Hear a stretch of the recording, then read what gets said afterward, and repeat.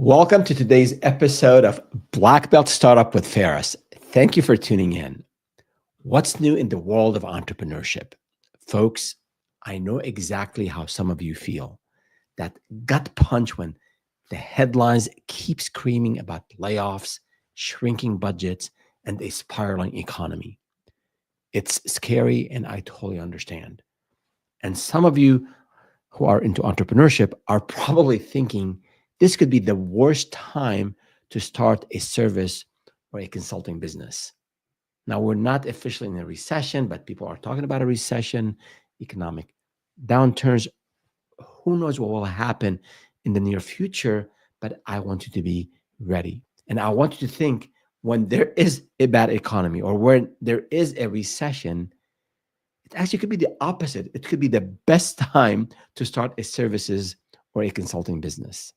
Because, see, when recessions hit, big businesses retreat like turtles into their shells because budgets get slashed, innovation stalls, talented people, some of the best out there, find themselves unexpectedly available. And that, my friends, is exactly when nimble entrepreneurs shine brightest. This isn't just theory. According to the Kaufman Foundation, about or over 50% of Fortune 500 companies, they started during recessions or economic downturns. So a lot of these big names, these big brands out there, all rose from chaos. Now, why am I talking about service businesses? Why is it, I think, you're in a better position to start a services business during this recession? Well, simple. One, they're less capital intensive, they're faster to launch, and they're easier to adapt. Flexible, when you have a services business, you have more flexibility to pivot and change with market needs, and then you're able to tap into recession resistant sectors like healthcare, education, and finance.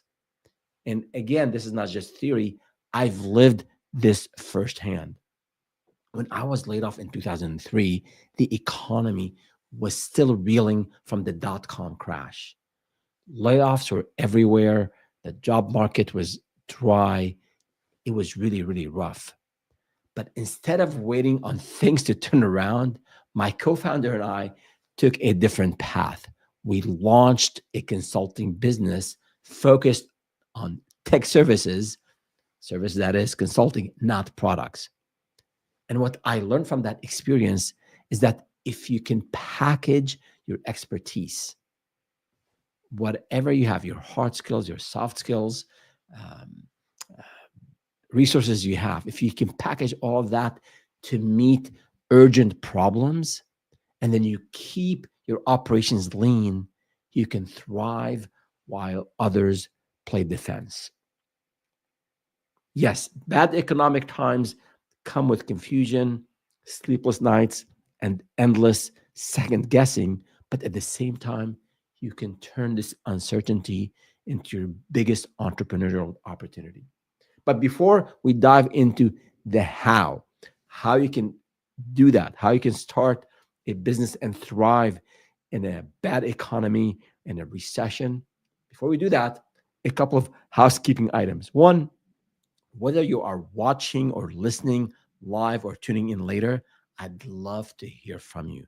Leave me a comment on whichever platform you're on, um, Facebook, LinkedIn, YouTube, X, Instagram, um, wherever you are. Let me know what are the struggles you're going through.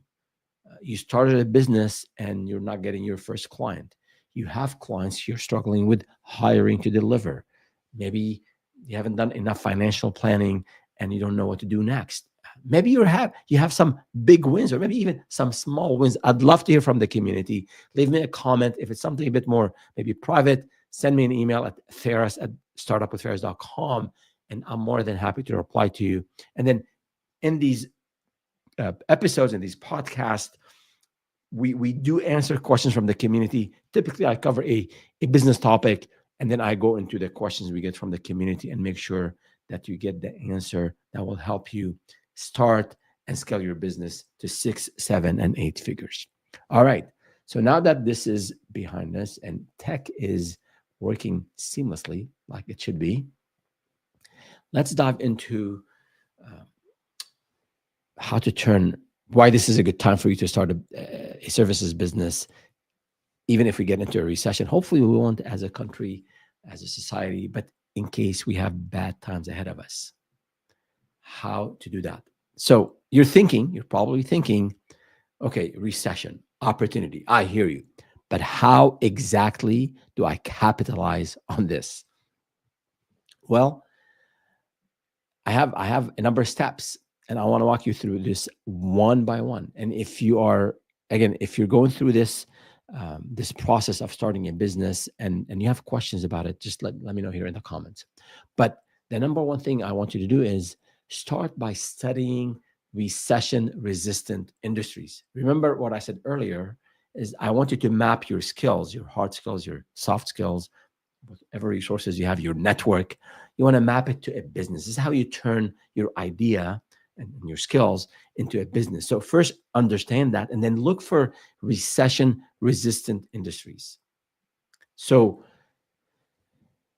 think about the healthcare, education, financial services. These sectors keep going strong, recession or not, because even when wallets tighten, people still need to care for their health, improve their skills, and manage their money wisely.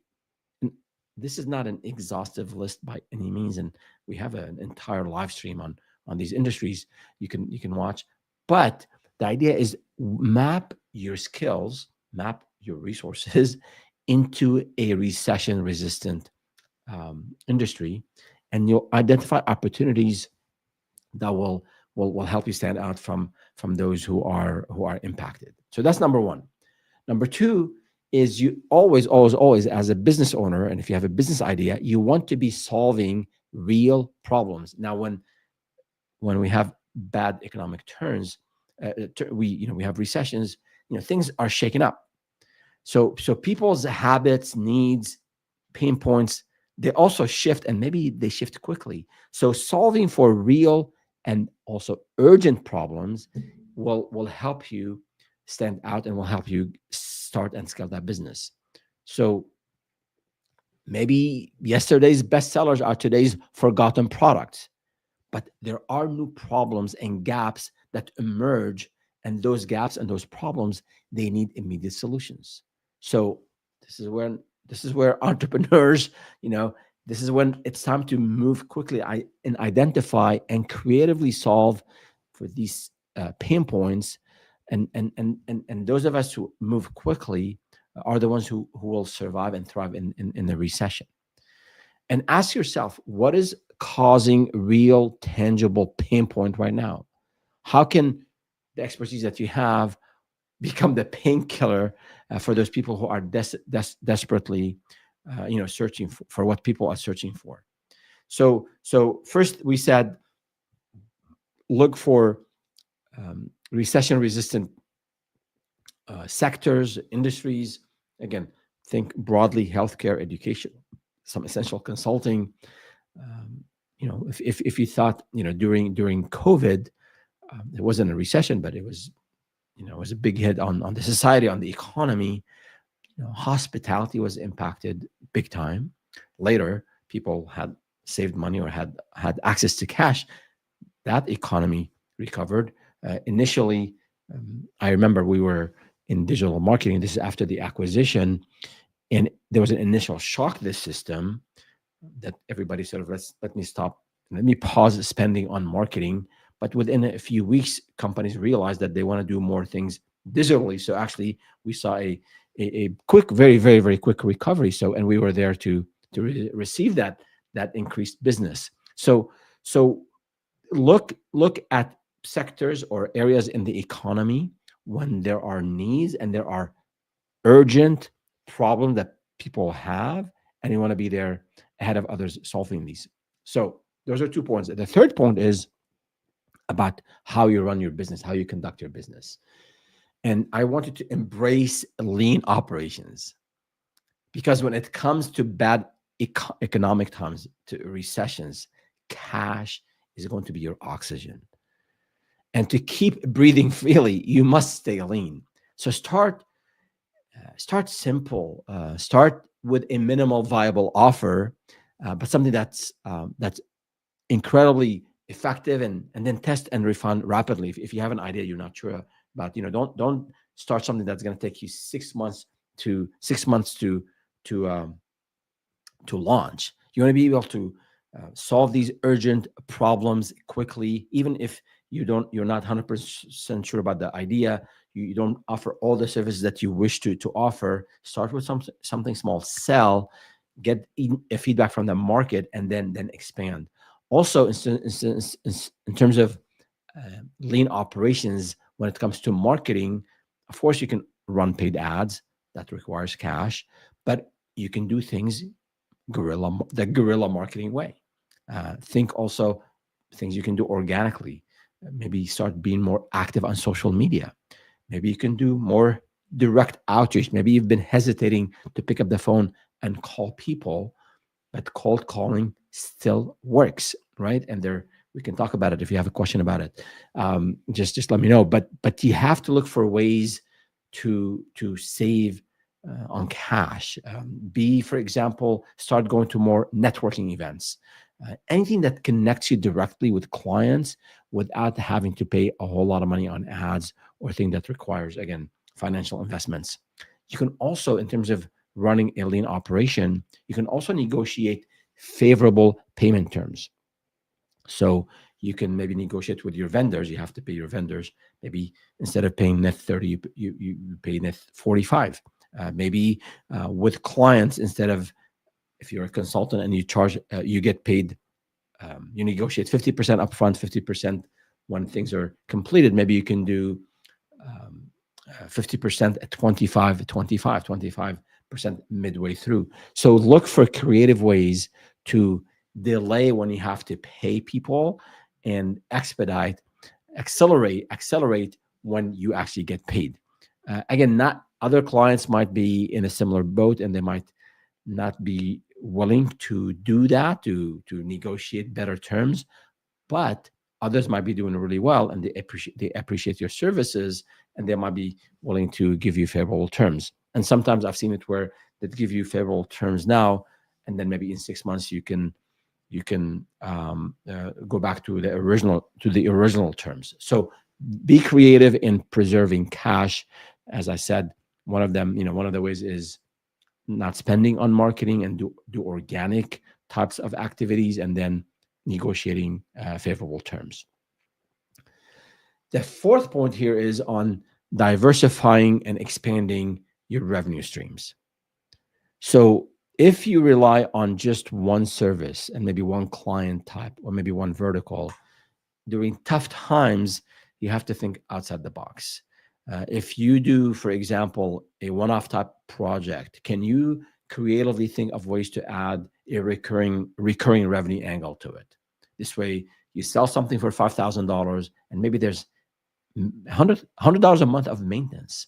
And if you get 10 clients on this maintenance plan, you get $1,000 of maintenance revenue. Not too shabby, right? So think of ways to the types of services that you offer. Maybe you can diversify those, and also maybe you can, if you've been focusing on clients of maybe mid-sized clients, and those types of clients were hit hard during a recession, maybe I can start to work with smaller businesses, and maybe those smaller businesses would appreciate what I offer, and they could maybe pay me less, but I still have some cash flow to cover my expenses. So again, your profit margin might get impacted during bad times. Again, if your business is thriving because you happen to offer something that everyone needs, you might end up making more money. But let's say in the case where your margins are impacted. So the goal in this tough period is to stay afloat, to maybe cash flow positive. Maybe you're not making those margins that you used to make before. So be creative in how you can find ways to diversify and expand your streams. Now, you can potentially, like ideas here, you can potentially add complementary services. So if you offer some installation, some maintenance, some support, maybe you offer a digital product, maybe a course, maybe some sort of tiered packages for support. Maybe you can do things that I was speaking with a founder in Canada the other day, and they're planning on offering a service to do with fitness and and lifestyle. And it's someone actually they would come to their um, office and go through that service. They go through the sign up for the service they have, but they also have an idea to do something that is where you go to the people's office, to the people's offices, or to go to their homes. So maybe historically you've done things where people come to you and come to a store. Maybe you can have a delivery or something delivered at their place of work, or at their residence. So again, think of ways where people have now things shifted based on the shift in the economy. So what you offer also has maybe to shift, has to be repackaged. You might have to find sort of an adjacent service that you offer, but the idea is to explore ways to diversify the service type, the client type, potentially the industry. This way, if you have relied heavily on maybe a couple of industries and they're likely to be impacted by recessions or by bad economic times, can I start proactively get clients and get some traction in another industry? Those things you want to be proactive about. Good. And again, if you have any questions, any comments, things, maybe experience you've had during a previous recession, maybe in the early 2000 or 2008 or later, please let me know. I'd love to hear from you on how you also dealt with it, or how you've seen other people deal with maintaining, growing, and thriving in those times. The next point is it's more internal. This is for you as a business owner, as an entrepreneur, to consistently or continuously invest in your skills, because this is the golden rule in entrepreneurship. The market always rewards adaptability, and the more skills you have, the more resources you have, the more you can be adaptable. So your greatest asset during tough economic times is your skill set. So use this time to get ahead. Invest in upskilling yourself. Leverage your past experiences, of course, and learn how to creatively solve these new challenges. So when you are as a consultant, when you are so valuable, when you have a lot of skills, and you have the certifications and maybe the awards, and maybe you write about it, maybe you speak about it, people recognize that you are the person to go to, and you solve real problems. You become so valuable and so uniquely skilled with this continuous learning that clients cannot afford to just not work with you, right? So the clients want to work with you because you are solving these real problems and you are so valuable to them, even during the toughest economic times. They might ask you to reduce that retainer by 25%, by 50%. You have to be adaptable, even on the business side.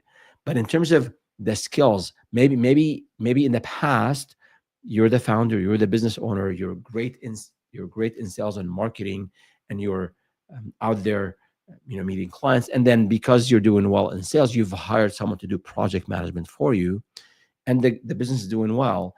And during this tough economic times, you are getting the clients yet, but now maybe not at the same rate as previously.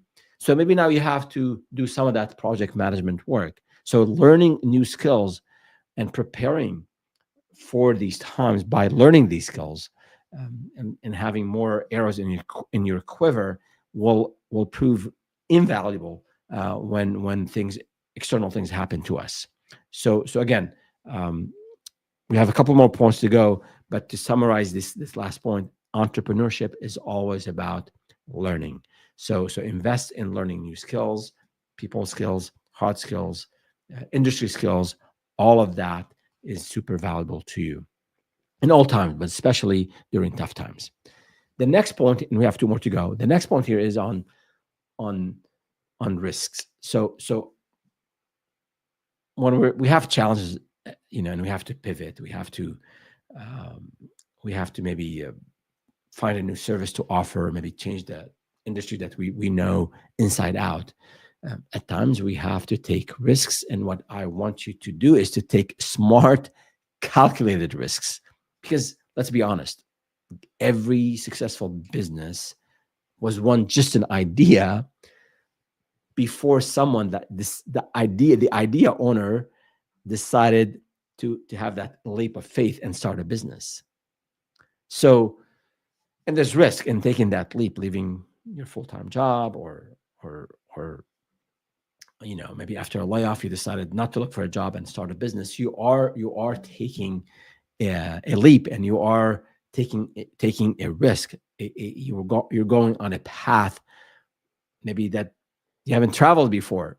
So um, I always advise entrepreneur that you have to have enough, not just passion, but you want to have uh, you want to build this muscle, this risk muscle, and take calculated risks. And how do you take calculated risks? Is by doing proper planning, proper vetting of ideas, making sure um, you have the right business partner. If you have a co-founder with you, make sure that you are learning all the skills that you need to start a thriving business, not just the technical skill that but also sales, marketing, people ops, HR, all of those things you need to learn. So and all of those sometimes require us to get out of our comfort zone. Maybe we've never hired people, we've never maybe managed people, and now I'm the business owner, I'm the CEO, and I have to manage a group of five. How, I don't know how to do it. So when you're hiring, when you are shifting your maybe to a new service line or to a new industry, all of those decisions involve risk taking. So I want you to take calculated risks. And the number one thing to keep in mind when we talk about calculated risks is by preparation, by learning, by asking subject matter experts, in those areas that we are about to make a decision on. Because in a recession, if we just take, reckless leaps, are going to be very costly. They could be deadly. But when we take on calculated risks, they pay off handsomely. So ask yourself, how do I build this risk muscle, right? Do I need to, for example, simplify a service that I have, or maybe do I want to double down on it, right? Start with maybe something. Do I need to potentially move from working with small businesses to mid-sized businesses, and gradually, as I get traction with the mid-sized businesses and I have better revenue, I have better margins, do I gradually let go of these small businesses in a polite way and maybe hand them off to a friend of yours in the industry? But that is risk, letting go of revenue. But you're doing it, excuse me, you're doing it because you'll free up time for you and your team, if you have a team, to take on more projects that have higher revenue and higher margins, right? So this is a risk, letting go of some business, or again going into a new industry. But that's one way to think about it. Before I send a letter to all my clients, I do it maybe in a gradual fashion, right? The other thing is about also marketing. Before I just go and spend a lot of money on ads, or just maybe I can, or spend a lot of money on I want to go to all these conferences. Do it step by step. Try a local conference, get to learn how to pitch, how to speak with people at networking events. Develop a list of potential rejections you'll be getting, like FAQs. So look at what your competitors are doing. All of that, you take smaller steps before you take on a bigger step. The other thing is also about pivoting. Should I pivot slightly, offer a modified service, or maybe a huge pivot because we're going into a dead end, especially in a bad economic turn? So there's really no pill that one would take, and okay, I can take risk now. I think it's a muscle you have to build in your business and also in activities you take outside of business, because it's more of a mindset, is getting out of our comfort zones, right? Uh, Getting out of, out of maybe taking on a new hobby, maybe taking on, you know, things that are really hard to do. Maybe I'm not ready to run a marathon, but maybe I can run, 5K. That's the first one, right? I did okay. Maybe I go 10K, right? Or maybe in martial arts, I obviously, if you're into Aikido or trying Aikido, you don't want to take a huge big fall before you learn how to do some easy rolls, right? Some fundamentals. So the idea here is in business and outside of business, you want to take some steps. You want to follow the steps I mentioned earlier, so that you build this risk muscle, and then you'll be in a better position.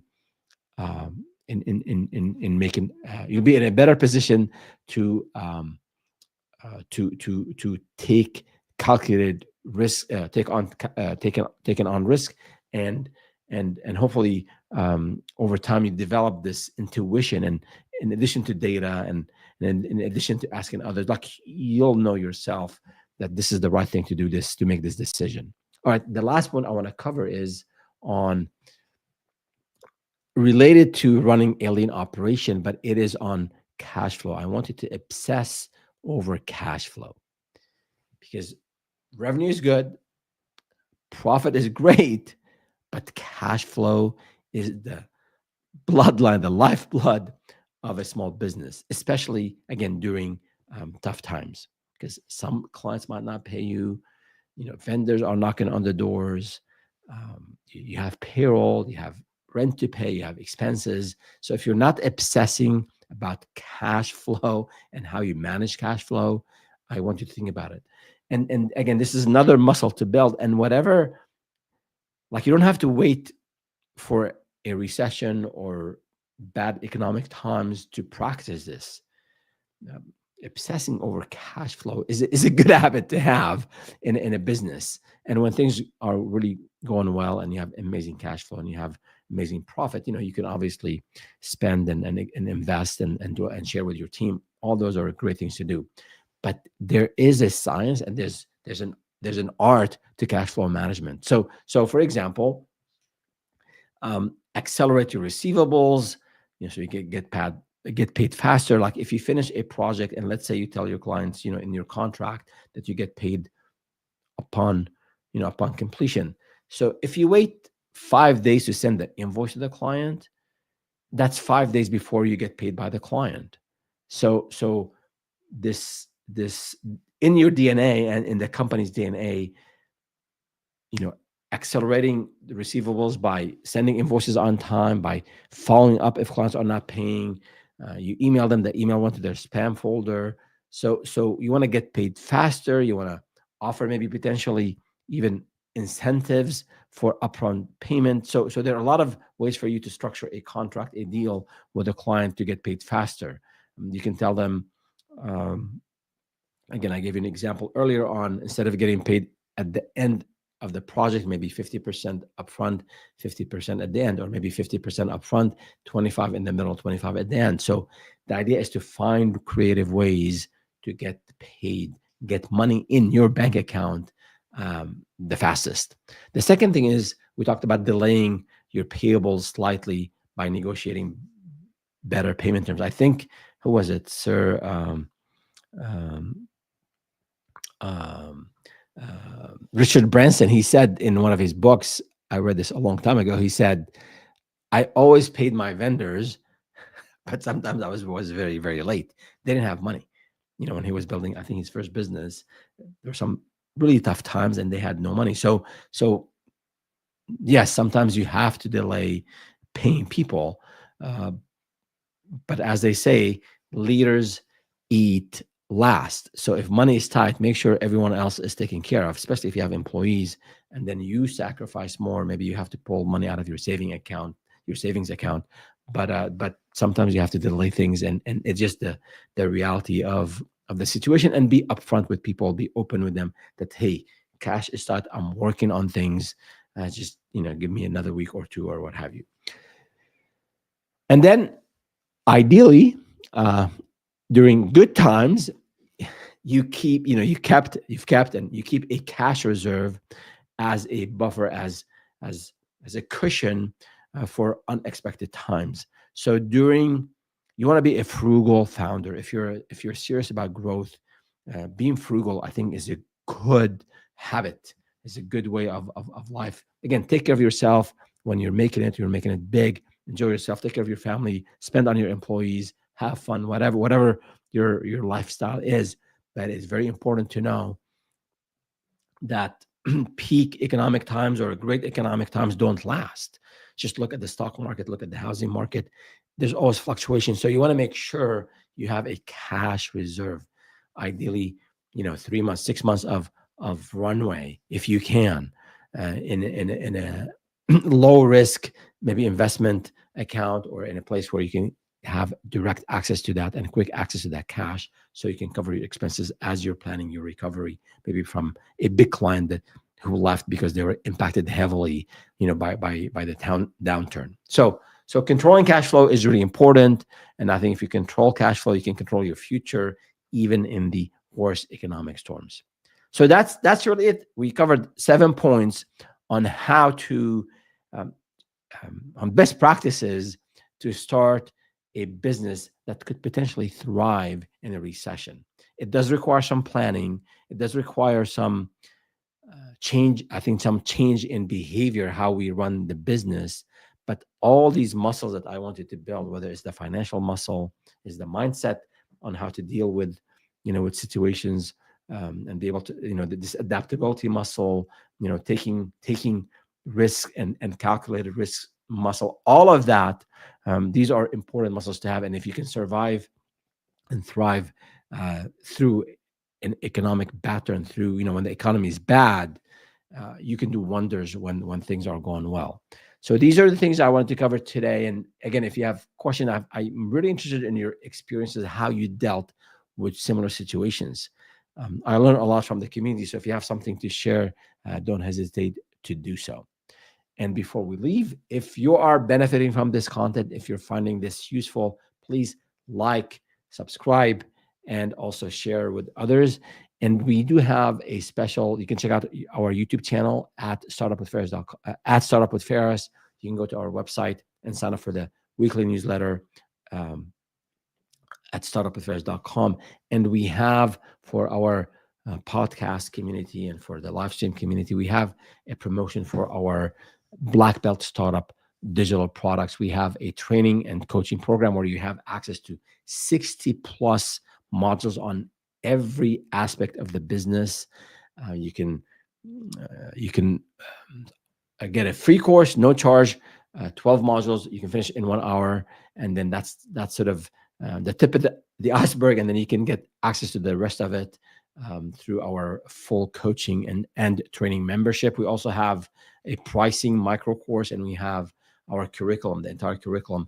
You can have access to the free course anytime, and we have a 20% off for all things Black Belt Startup. So use the code BBSU20, Black Belt Startup 20, BBSU20, and you can get a 20% discount on these digital products and also the membership.